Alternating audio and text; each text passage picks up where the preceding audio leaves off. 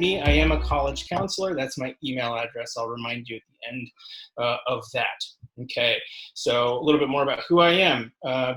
Relative to this whole college question, it started when I went to the University of Southern California. And then after that, I went to graduate school at New York University. I got a master's degree in public administration.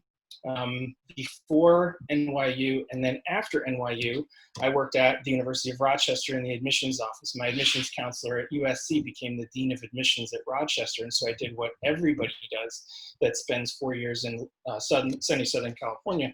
They moved to upstate New York, right? So that's what I did. I also, while I was there in the admissions office, I got really into all of this admissions stuff to such an extent that I started this podcast, and it's still going. So I've done over 40 different episodes, really wide-ranging set of topics, some of them very sort of niche-oriented, some of them a little bit more broadly addressing issues that might be interesting to you guys, like, you know, test optional admissions. What's up with that, right? And then, as Mr. Maxson mentioned, I worked for a company called CollegeWise for the past 2 years doing independent college counseling. So I work one-on-one with students and with families that think that they want some additional help beyond somehow beyond what is already given to you guys by your outstanding college counseling staff and your school counseling staff. So I'm going to highlight over and over again how fantastic they are and what wonderful resources they are. And I am going to go and become one of these guys. I'm starting soon at a school in New York City called Avenues. I start in August. So I'm going to switch from doing sort of independent work and then being in college admissions to now being in a school and working with students. I like to just kind of get out of the way in case you guys are all wondering, no, I am not this guy from Game of Thrones. Although lately, it's been getting a lot closer to the truth for me, as I mentioned. In fact, I looked in the mirror the other day, and this is what I saw. It's getting hardcore here, you guys. My wife actually bought scissors, and she's threatening to use them to trim my hair. So I don't know. I'll take the plunge on that, I suppose. So tonight, I will somehow cover strategies for thoughtfully establishing and then narrowing down your college list. And then we'll talk about approaches to all of the writing associated with applying to college, okay? Because it's not just the essay. There's a lot of other pieces of writing. This is mainly going to be most pertinent to current juniors and rising seniors who are most close to the college process, especially the writing portions. But the rest of it, I hope, will be useful to anybody who's tuning in, no matter what grade you are. Because I think that, you know, while you don't have to really panic at all, really ever, about college stuff if you can avoid it, but you really don't have to start thinking about it intensively until, you know, more like 11th grade as opposed to 9th and 10th. So I thought I would start off and just sort of highlight my own college search process and sort of give you guys a sense of where I came from on all of this. So mine started in Portland, Oregon. That is a very typical standard image of what could very well have been a walk to school for me on any given day in Portland. And I knew that I needed to get out of this. I knew that there were places that had sunshine. My mother was from California, so I had evidence of the fact that existed. And so I said, I really need a place that is going to be, you know, more like this and a little less like this, right? I was really into movies. I loved movies and film, and I learned that there's this thing called film school, and you can actually watch movies in college, like, and get credit for it and get a degree for it.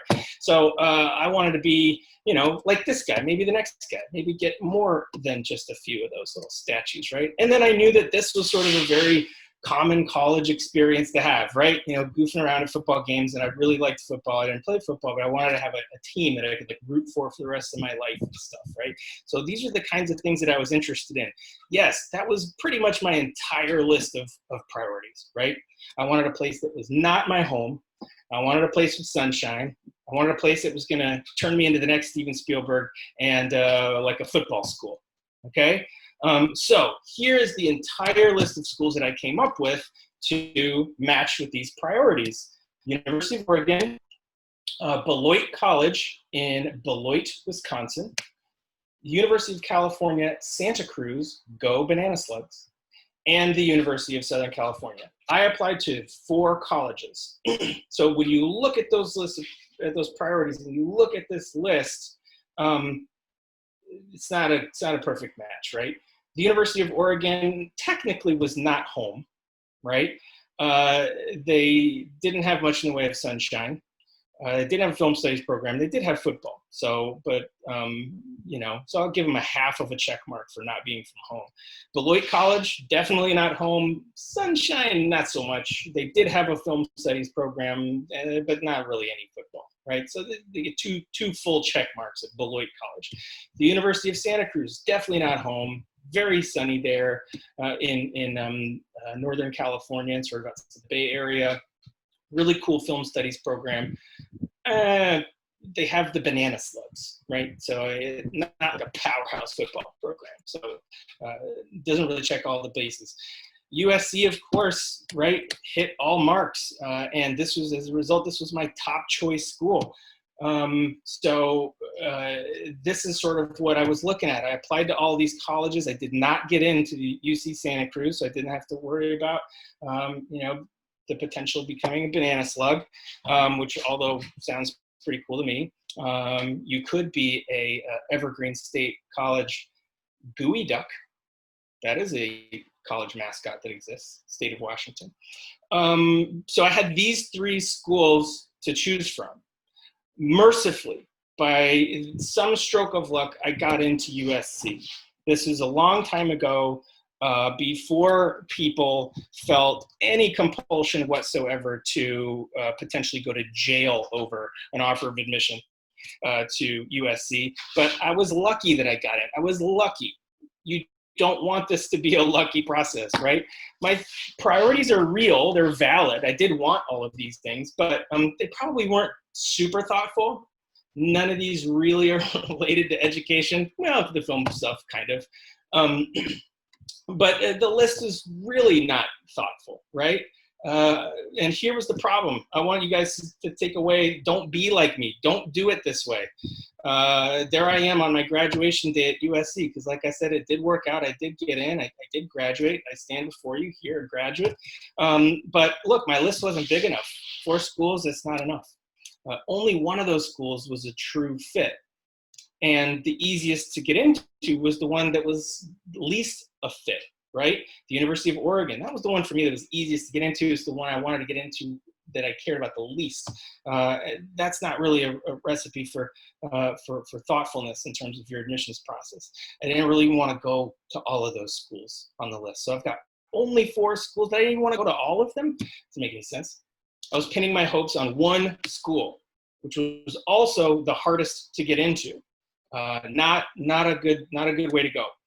So my priorities weren't thoughtful or comprehensive, and so my list wasn't either. Also, don't be like me, because I clearly did not eat enough veggies in college. Look at that. That was the freshman, sophomore, junior, and senior 15. So 60 collectively. Applying to college should not feel like a roll of the dice, right? You want to have control over this process. And no, I think a lot of people feel like it is a roll of the dice. It is just like, well, let's just throw some stuff out there and see what happens. It doesn't have to be like that. And I think that I'll be able to help you guys figure out how that's the case, how that can be the case for you, okay? Develop thoughtful priorities and find fits based on those priorities. But how? How do you do this? Where do you start? What do you need in a college experience? You know, this is a very difficult thing for students to figure out, for anybody to figure out. If you you haven't had that experience, how do you know what you need and what you want? Well, you do have to kind of go on faith a little bit, right? That the experience that you're going to have is the one that they're telling you that you could have. But you know, the more you think about it, the more research you do, the closer you can get to feeling comfortable about that decision. And you guys should start at the very beginning of this process by thinking about what matters to you. And I want to help you think about what you need by using a device here that some of you might be familiar with. I am only mildly familiar with it, maybe better than mildly, but I may butcher what it really means in the course of the presentation, but it's a really good device to help me make my point. And it's called Maslow's hierarchy of needs, or Maslow's pyramid. And the idea here is that we all have needs, but certain needs need to be met before other needs can be met, So here's what he means, right? You need to have food, water, warmth, and rest. You need to have security and safety. These are the basic needs. So how does this relate to the college search, right? Well, you do want to feel safe and secure on campus. Safety and security does relate to finances. You want to feel financially secure there, right? Dining, the food matters. You know, it seems sort of trivial, but it does matter, right? Some people have very specific dietary restrictions. You want to make sure that the school can help you with that. The weather matters a lot. If you just know that you hate the cold and you're going to be miserable, or you really are not going to be able to study in the 110-degree days of Tempe, Arizona, then it doesn't matter what comes after that, right? So the weather does matter. The dorms matter, okay?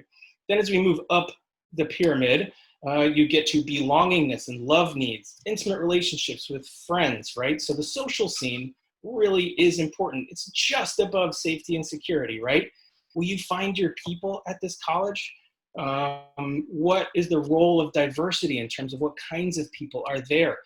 Maybe you want to look at a college based on the gender split. You know, some of you young women may be interested in going to a women's college. Some of you may be interested in going to like a polytechnic institute or something like that that has a lot of really interesting technological opportunities, but tends to skew very heavily in favor of boys. Maybe that's not what you want. So you want to keep those things in mind.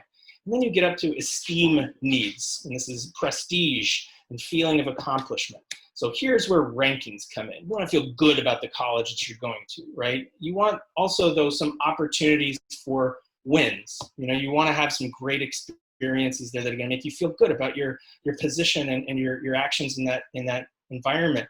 Here's where the size of the fish in pond comes into play, right? So you want to be a big fish in a small pond or a small fish in a big pond. A lot of students sometimes, if by hook or crook, they get into a really, really highly selective school, and then they get into the classroom discussion in their first class, and everything is going right over their head. And they go, oh my God, I made a terrible mistake. I don't belong here, right? All these kids are so much smarter than me. You don't want to be in that position. That is really uncomfortable. So we'll talk more about rankings in a moment. We'll talk more about all these things. And then you get to self-actualization, achieving full potential, including creative activities. This is the life of the mind, intellectual pursuits, areas of study, right? Your major, picking your major, opportunities to grow and change and engage in big but safe, right, challenges. So think about all of these things as they pertain to you and figure out what it is that you need, and I'll help you. This is the updated version, very important. None of this matters without a full charge and a Wi-Fi connection, right? So start at the bottom of the pyramid and work your way up, right? And the question is, where do I start? Start there. So let's start with physiological needs and think about geography. You are there, right? The rest of the country is everywhere else. So I used to work at the University of Rochester, which, if you can see my mouse, is up here. And so I would talk to students during interviews, and I would say, why are you applying to the University of Rochester? Well, I'm looking at schools in New York State. And I'm like, well, we're so far away from you. There's so many schools that are closer than New York and Connecticut and Pennsylvania and New Jersey, but okay. You may be fortunate enough to be able to consider the entirety of the country. If you're not, frankly, that makes your decision a lot easier, right? There are only so many schools within a geographic location, but I think it's a great place to start. Pull out the map and start thinking about, if you have the ability to be able to go someplace and live someplace else for 4 years, what sounds cool to you? You could go to Weber State University in Ogden, Utah. It's one of the most beautiful places on planet Earth, and also where my favorite basketball player, Damian Lillard, went to college. My other favorite basketball player, CJ McCollum, is the only active NBA player, I think, ever to have gone to Lehigh University. So when we talk about safety needs, we're going to move up the pyramid here. This does include finances, right? Because, as you guys have all heard time and time again, it appears that college is extremely expensive. It can be, it doesn't have to be. There are lots of different options out there, and there are more tools now than there ever were to help you learn the truth about what it might actually cost to go to college. So in order to define a financial fit, because it's just as important as every other kind of fit. Start by having a conversation as a family about affordability and keep all 4 years in mind. You don't want the reality of your financial situation to arrive and dramatically change the equation very late in the process. You want to be able to put schools on that list that you feel comfortable with, that you can afford, but you also want to put a range of schools on that list so that you can give yourself the opportunity to see what the different offers are out there and make the best choices based on what they are going to offer you in terms of support. But you don't have to guess. You don't have to wait until the bitter end anymore.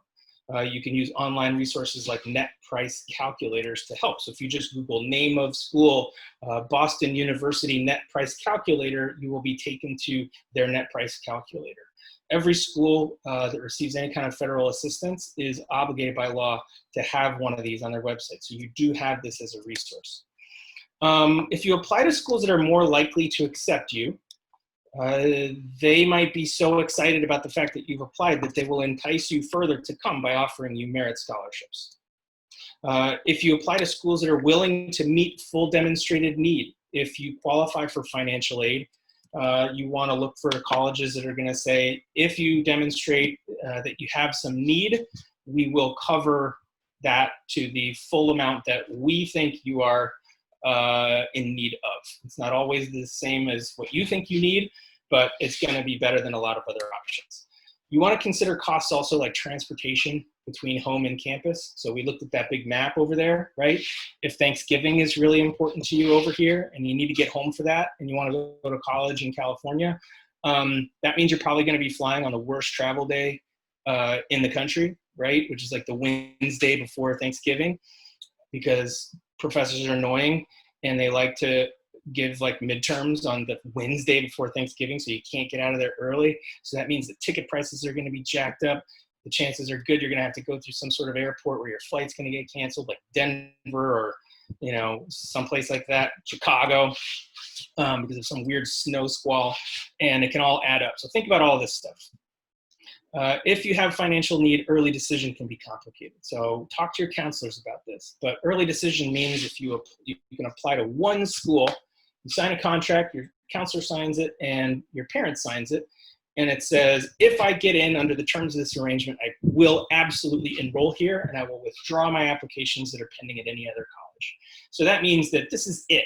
This is your school. You have to accept not just their offer of admission, but also whatever amount of support they do or don't give you that comes with it. So you need to feel really comfortable about whatever financial decision you might need to make if you're going to do early decision, okay? So moving up the pyramid here, we talk about belongingness needs, and this is where the social scene really comes into play, okay? This is an example of a social scene at college. This is, I believe, a fraternity.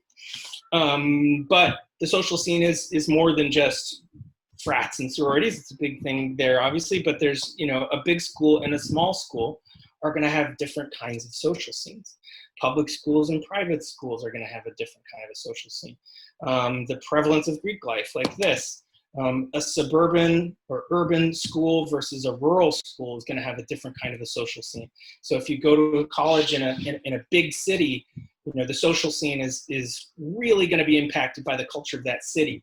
But if you go to a school in a sort of a distant outpost, your social scene is really going to be mainly what's going on campus. Do you want to go someplace that feels very familiar to you, or do you want to go someplace that is very unfamiliar because that sounds exciting? Religious affiliation and options to observe if you are particularly observant in a faith. The gender split, again, if it's important to you that a school be very, very tolerant and very sort of forward in their acceptance of the LGBTQ community, you can look at the Campus Pride Index to get a sense of the extent to which a school is supportive of the community.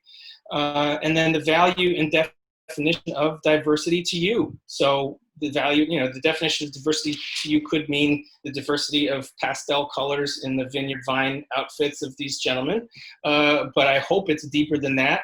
And these days in particular, I think it's extremely important to think about this and to push yourself a little bit into a community that might feel a little unfamiliar. It might feel a little bit different so that you can learn a little bit more about that. The world is changing, you guys. And a lot of us are very, very hung up on this concept of highly selective colleges. They are absolutely not the diverse ones. The ones that are less selective are the ones that are going to be more diverse. So think about that. So let's talk about rankings a little bit. Students, you are going to go to the supermarket with your parents one day when it all opens again. And you're going to say, you're going to bump into a friend and of the family, and they're, inevitably the conversation about applying to college is going to show up, and the friend is going to say, oh, where are you applying? And you're going to go, oh, okay, this place, and this place, and this place. And they're going to go, oh, that's a good school, or oh, those are some good schools. And students, I want to give you this tool. When they say that, you can say back to them, how do you know that? How do you know that that's a good school? And it'll be fun no matter what, because either they'll look totally dumbfounded because they don't have a good answer to it because it's a really hard question to answer, or they'll give you a good answer, or they'll give you just a bad one, which will be hilarious. But I think it's a good question to ask. What makes a college good? We, of course, submit to the shorthand list of the U.S. News and World Report best college rankings, okay?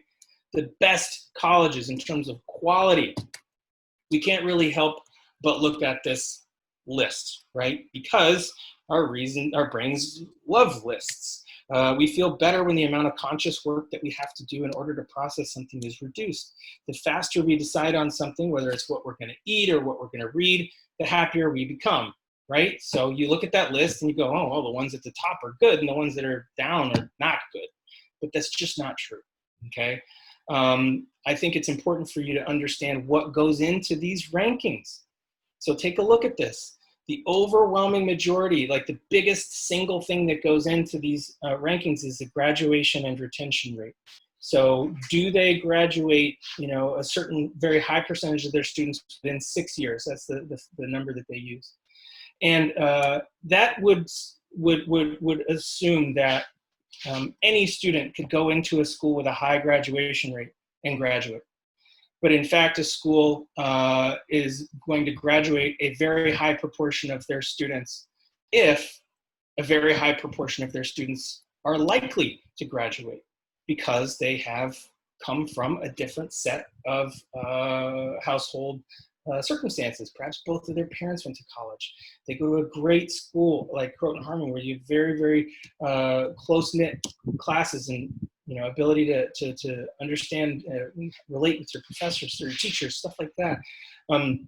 One friend of mine talked to me about celebrating having a high graduation rate as if doctors in the emergency room only admit healthy patients and then celebrate their success that they leave the hospital healthy. So when you look at all of these things, when you look at the selectivity rate, standardized tests is 8%. The financial resources of the school, which are a function of the rate at which people might give back to the school, right? You see alumni giving, 5%. So what this really measures is the wealth of the school and the wealth of the students. So this is why you don't see a lot of diversity at the schools that are very highly ranked, because that's not their goal. Their goal is usually to, whether usually implicit, not ever really explicit, to enroll a very wealthy student body. So this is what the rankings really measure. The schools at the top of the list are the wealthiest ones with the wealthiest students and the wealthiest graduates. So consider that a fit matters more than rankings, right? What you do in college is more important than where you go. There is no evidence that students' learning suffers for attending a less selective college. This is an organization called Challenge Success. I encourage you to look this up. and to learn more and to read this, but they did a lot of, they did some looking at some research that was done. It's called the Purdue-Gallup or Gallup-Purdue Index, where they talked to a bunch of people after they graduated from college to learn more about what it is that mattered to them in college that helped them be successful later. While some employers might check the name on your college transcript, most care far more about your track record in the field, basic communication, problem-solving skills, and the attitude and work ethic that you bring to the table. The students who benefit the most from college are those who are most engaged in their academics and campus communities.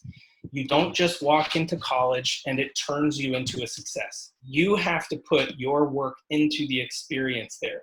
We talk so much about getting into college, and so that you get something out of it when you graduate, like a good job and you be successful. Don't talk a lot about what you have to do when you're in college. I want to just highlight this again, no evidence that your learning will suffer if you go to a less selective college. So these are the 6 things that mattered the most according to these thousands of people that they polled. Taking a course with a professor who makes learning exciting, working with professors who care about students personally, finding a mentor who encourages students to pursue personal goals, working on a project across several semesters, participating in an internship that applies classroom learning, and being active in extracurricular activities. You can do all of these things at just about any college. Some of them a little easier than others, right? At really tiny colleges, it's probably a little easier to get to know professors on a personal level, but not exclusively. So think about these things. What you do when you go there matters way more than where that happens. Now, when we get to self-actualization and the life of the mind and intellectual pursuits, I think that this is a very overlooked part of the research process. So think about the curriculum of your undergraduate experience in addition to whether they have the major that you want and what that looks like. So think about core curricula, otherwise known as distribution requirements or stuff they make you take in addition to your major. So this is a spectrum of curricular flexibility, and there's every type of school out there along this curriculum. So over here, we've got an utter free-for-all. They don't make you take anything. Do whatever you want. And then over here, we got military school, okay? So in terms of an utter free-for-all, Brown University. Study whatever you want, and we'll see you in 4 years, more or less. There's more to it than that, but really you have complete control over what you study at a place like this.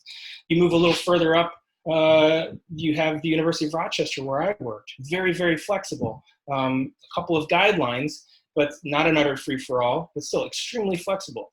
My alma mater, University of Southern California, has got a pretty good core, but a lot of options about how you can approach that core and how you can satisfy the requirements that you need to graduate outside of what you take in your major. And then you think about a place like Boston College. It's a Catholic university, and there are a lot of different Catholic universities, but Boston College has a core curriculum that includes a theology requirement. So that may not be your style. And then of course there's West Point, but then there's Columbia. Columbia University has got an extremely rigid core curriculum. So students that apply to both Brown and Columbia, I say to myself, they're not thinking very thoughtfully about their process, because they're 2 totally different students that would be successful at these places. Okay, so where to begin? This is where you should list 7 to 10 thoughtful priorities that you have for your college experience. They don't have to be like super, super deep and sophisticated. So here's some instances. You got to be, close enough to get home and see mom in a pinch. Okay, so maybe that means a 5-hour drive. Well, there are only a certain number of colleges within a 5-hour drive. Maybe you want an ABET certified civil engineering program. You don't want to graduate with mountains of debt. You want a great job. You don't want a huge place where you can get lost in the shuffle. You want to be close to a big city, but not in the middle of one. You want to get to know your professors, strong study abroad programs, and great school spirit, stuff like that. That right there are only a certain number of schools that are going to meet all of those criteria. So that right there is going to really bring your list all the way down and align it with what you think you want and what you think you need in terms of a college experience. So keep an open mind and have fun with this. It's exciting. Make a spreadsheet, keep detailed notes, get and stay organized. This will make everything easier. So create a spreadsheet that's got all of this kind of stuff on it, right? The basics, but then also, does it meet your priorities? Which ones? Detailed notes of things that you learn that sound cool. The number of supplemental essays, that can really add up. We'll talk about that in a minute. And then, of course, deadlines. So start shopping around, determine your priorities and what type of school you think you might be interested in. So here's a tool that I use with the students that I work with. It's just looks exactly all of this stuff in spreadsheet form. Just do this, keep everything in a central location, and it is gonna make your life easier. There are a lot of resources out there. The top of the list are your school counselors who've been doing this for a very long time. They know what they're talking about. So I think they're around for another couple of weeks before summer hits if you want to talk to them about it. But don't badger them too much. They're very busy. But they'd love to help. The colleges themselves obviously are a great resource, but warning, they'll all look like a fantasy wonderland. So peruse their websites with a critical eye, okay? Get on their mailing list and check your email, students. Check your email, especially if you're juniors. This is how colleges are gonna communicate, okay? Register for and attend. Don't just register for it, but actually go to the virtual information sessions. I know that was a big focal point for the presentation that I was asked to hit on. You can't go and visit colleges, so now what? There isn't really anything that's going to completely replicate walking around on campus and breathing the air and trying the food and bumping into students. There just really isn't anything that's going to do that. There are those virtual tours, and they're getting better and better, and they're more prevalent, and you can do them at any time. But these are different. These are the information sessions that the admissions counselors would give if you were to go to campus. And if you register for them and you attend them, then they register that fact on their end that you did that. So you don't want to register for a bunch of these just to see what happens and flake out, because down the road, they're going to see, oh yeah, this kid signed up for 10 of these things and never showed up. So make sure that you actually go and take good notes. Interact with the college admissions reps that present these things, especially if they're the ones that might be the admissions readers for your school, like I was at the University of Rochester. I believe you have Naviance, you can use that. Bigfuture.collegeboard.org is a fantastic website to begin your search and to start thinking about how to take all of these various factors and boil them down. Collegedata.com is really good, especially on the money side of the equation and getting your questions answered here. Create a free account, otherwise they'll just spam you with pop-up stuff. The college students themselves, there is no better resource than just talking to college students. Pick up the phone and call the admissions office and say, are there any students that I can be put in touch with to ask my questions? Sometimes they'll put them front and center at some point during the virtual information sessions. Get their contact information and reach back out to them if they say, let me know if you have any questions. Take them up on that. This is the next best thing besides going to campus, is talking to college students, because they don't care. They are spending a lot of money, or their parents are, to go there. They might as well tell you everything that's on their mind about the place, okay? If you know any, great. If not, no problem, do the things that I just recommended. Do some drive-bys.